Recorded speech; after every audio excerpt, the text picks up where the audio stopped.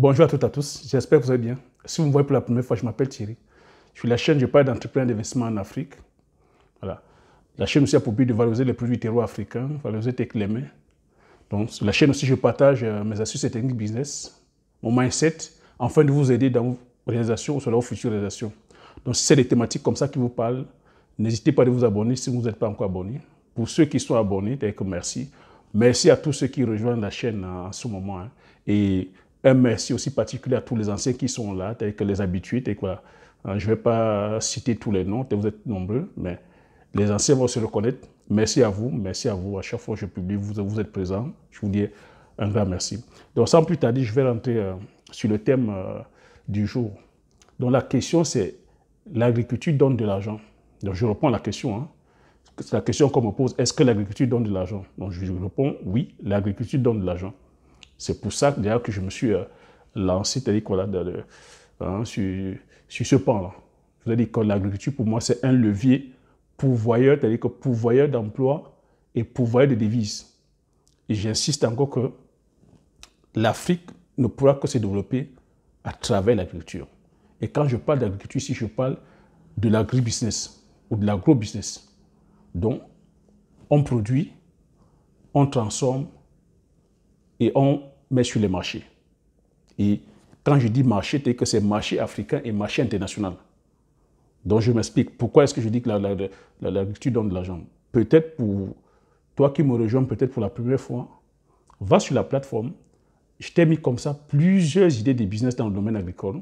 Je t'ai détaillé avec les montants et les retours sur investissement. J'ai dit, il n'y a aucun domaine à l'heure actuelle qui puisse battre le domaine de l'agrobusiness.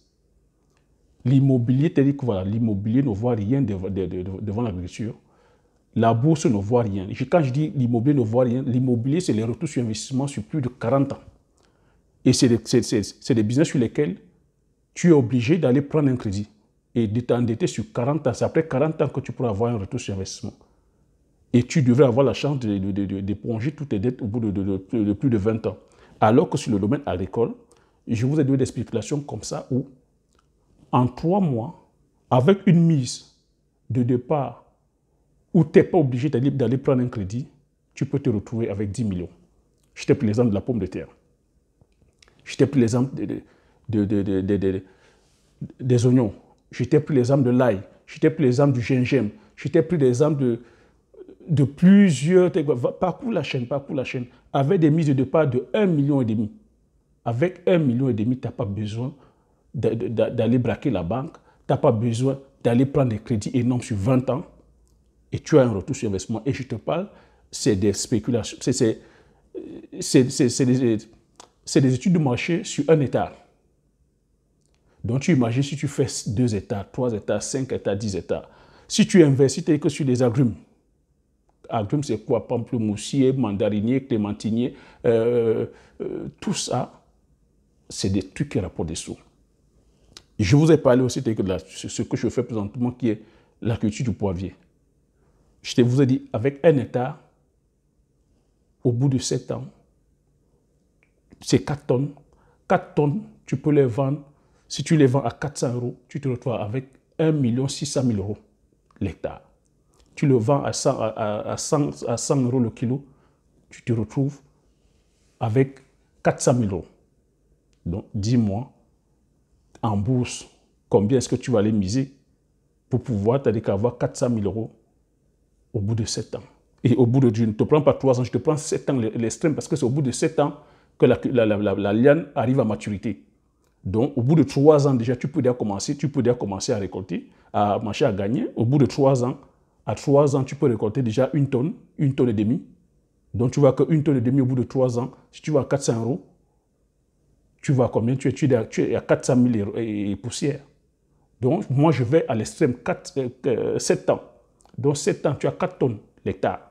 Donc, tu imagines si tu fais 2 tonnes, si tu fais 2 hectares, si tu fais 3 hectares, si tu fais 4 hectares, si tu fais 5 hectares, tu vois combien tu dois. Et ça, ce n'est pas avec des montants où tu pourras aller t'endetter que sur 20 ans ou 30 ans. Je vous ai dit qu'avec une mise de départ pour 1 hectare pour la première année, c'est 6 millions. 6 millions, vous qui êtes de la diaspora, vous pouvez les avoir.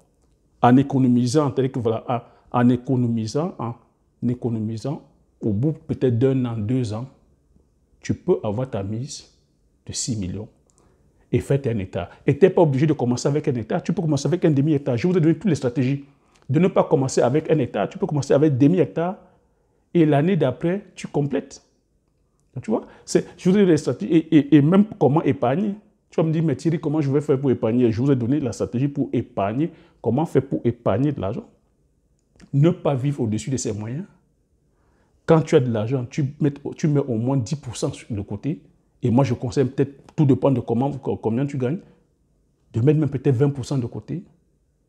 Et avoir un objectif, dire que voilà, c'est mon champ de poivrier que je voudrais faire, ou c'est mon champ de pommes de terre que je voudrais faire, c'est mon champ d'oignons que je voudrais faire l'année prochaine. Ainsi de suite, tu te fixes un objectif et tu ne touches pas.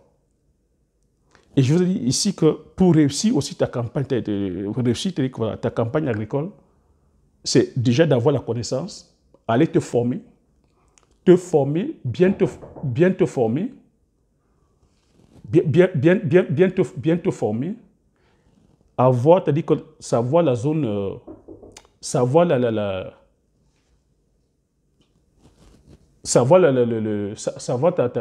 ta zone agroécologique. Donc, il faut savoir la zone agroécologique. Quand tu sais la zone agroécologique et que tu sais la demande sur le marché, ça ne peut que donner.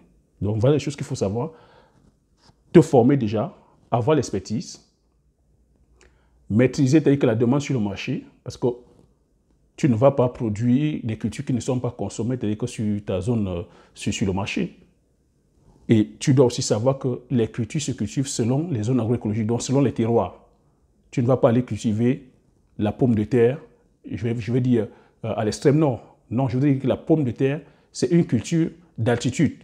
C'est une culture voilà, qui s'exprime mieux dans les zones fraîches, dans les zones où il fait froid. Donc, si tu es au Cameroun, c'est dans les zones d'altitude. Donc, c'est vers l'ouest que tu pourras faire tes pommes de terre. Donc, pareil pour le poivre. Le poivre, c'est une épice des tropiques. Tu n'iras pas faire le poivre au Tchad, au Sahel. Tu n'as pas fait le poivre au Niger, tu n'as pas fait le poivre au Mali, en plein Sahel. Donc, une fois que tu maîtrises comme ça la zone agroécologique, une fois où tu as les bonnes semences aussi, parce que le problème, c'est les bonnes semences. Tu as les bonnes semences, ta campagne ne peut qu'être réussie. Et c'est là où je peux te dire, l'agriculture paye. Quand tu as respecté ces différents process, que tu sais que tu as la connaissance, tu as l'expertise sur la spéculation, tu as fait ton étude de marché, tu sais qu'il y a une demande. Et on sait aujourd'hui que sur le plan agricole, il y a de la demande. En termes de nourriture, aujourd'hui, c'est le business qui marche partout dans le monde. Même ici en Europe, même ici en Occident, nous sommes en train de vivre le Covid. Mais les secteurs qui sont aujourd'hui opérationnels, c'est les secteurs de la grande distribution, c'est les secteurs de l'agroalimentaire. Tous les autres secteurs sont fermés, excepté le secteur de l'agroalimentaire.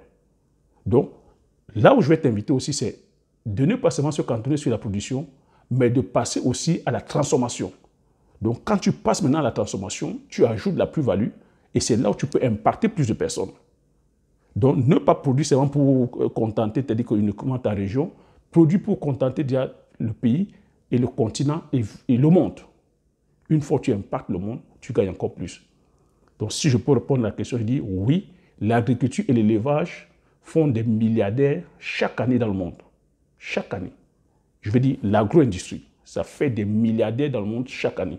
Donc, j'espère que la réponse que je vous ai apportée vous aura plu. Donc, si vous avez aimé la vidéo, mettez un pouce. Si vous n'êtes pas encore abonné, abonnez-vous massivement afin que la chaîne la communauté des visionneurs puisse continuer à s'agrandir. Je vous dis merci. Merci encore à ceux qui sont en train de rejoindre la chaîne. Hein. Donc, partagez massivement la vidéo afin que nous soyons comme ça plusieurs, vous soyez plusieurs à être informés. Et comme j'ai coutume à dire, l'information, c'est la connaissance, c'est la richesse. Lorsque vous avez l'information, vous appliquez vos stratégies afin d'impacter votre vie et la vie de ceux qui vous entourent. Sur ce, je vous dis merci. À la prochaine vidéo. Ciao.